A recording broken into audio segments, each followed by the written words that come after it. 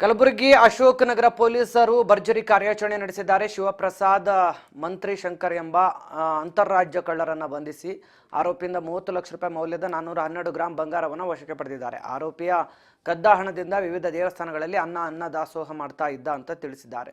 ಮಹಾರಾಷ್ಟ್ರದ ಶಿರಡಿ ಸಾಯಿಬಾಬಾ ದೇವಸ್ಥಾನಕ್ಕೆ 5 ಲಕ್ಷ ಹಣ ದೇಣಿಗೆಯನ್ನು ಕೊಟ್ಟಿದ್ದಾನೆ.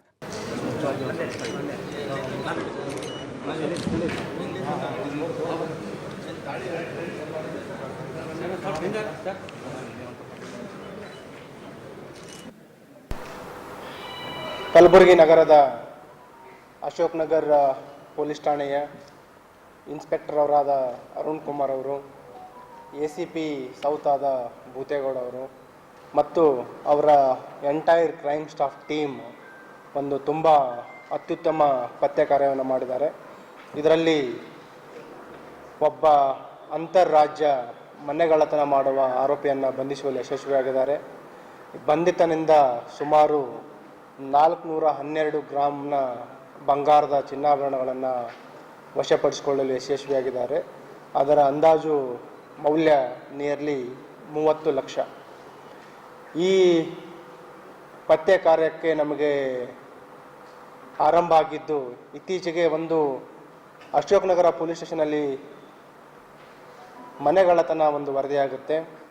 ಭಾಗ್ಯವಂತಿ ನಗರದಲ್ಲಿ ಒಂದು 60-40ಯಲ್ಲಿ ಒಂದು ದೊಡ್ಡ ಮನೆ ಕಟ್ಟಿರ್ತಾರೆ ರೀಸೆಂಟಾಗಿ.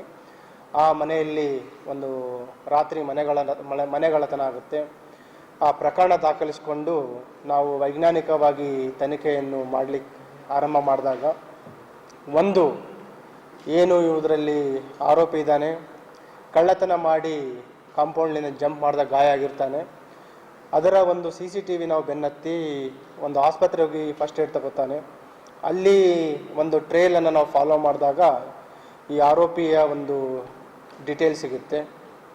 ಅದನ್ನು ಬೆನ್ನತ್ತಿ ನಮಗೆ ದೊರೆತ ಕುರುಹುಗಳನ್ನು ಬೆನ್ನತ್ತಿ ಅಶೋಕ್ ನಗರ ಪೊಲೀಸ್ ಠಾಣೆ ಇನ್ಸ್ಪೆಕ್ಟರ್ ಮತ್ತು ಅವರ ಟೀಮ್ ಈ ಆರೋಪಿಯನ್ನು ಬಂಧಿಸಲಿಕ್ಕೆ ಯಶಸ್ವಿ ಆಗ್ತಾರೆ. ಈ ಬಂಧಿತ ಆರೋಪಿಯ ಹೆಸರು ಶಿವಪ್ರಸಾದ್ ಅಲಿಯಾಸ್ ಮಂತ್ರಿ ಶಂಕರ್ ಅಂತ. ಇವನ ತಂದೆ ಹೆಸರು ಆದಿನಾರಾಯಣ್ ಮಂತ್ರಿ. ಇವ್ರ ಸರ್ನೇಮ್ ಮಂತ್ರಿ ಇದೆ, ಹಾಗಾಗಿ ಇವನು ಕುಖ್ಯಾತಿಯನ್ನು ಪಡೆದುಕೊಂಡಿರೋದು ಮಂತ್ರಿ ಶಂಕರ್ ಅಂತಂದು. ಇದರಲ್ಲಿ ಈ ಆರೋಪಿಯ ಒಂದು ಹಿನ್ನೆಲೆಯನ್ನು ನಾವು ಕಲೆ ಹಾಕಿದಾಗ ಇವನು ಅಂತರ್ರಾಜ್ಯ ಮನೆಗಳ್ಳತನ ಮಾಡುವ ಒಂದು ನೊಟೋರಿಯಸ್